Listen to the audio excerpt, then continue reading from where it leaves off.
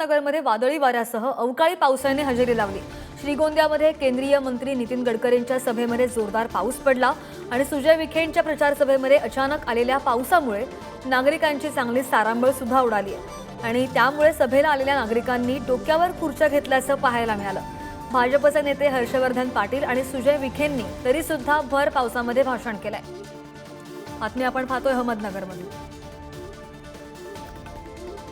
महायुतीचे उमेदवार डॉक्टर सुजय विखे पाटील यांच्या प्रचारार्थ आज अहमदनगर दक्षिण जिल्ह्यातील श्रीगोंदा येथे प्रचार सभा आयोजित करण्यात आली होती।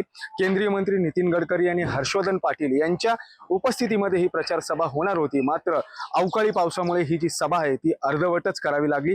आपण पाहू शकता की पावसामुळे जे आहे तर ते नागरिकांची चांगलीच तारांबळ उडाली होती, तर वादळी वाऱ्यामुळे काही ठिकाणी जे मांडवाचे जे पडदे आहेत ते देखील खाली पडले होते, मात्र सुदैवाने यात कोणताही अनुचित प्रकार घडला नाही।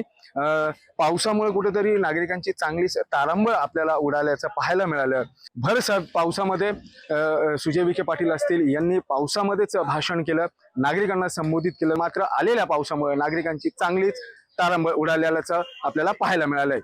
उमेर सय्यद, पुढारी न्यूज, अहमदनगर।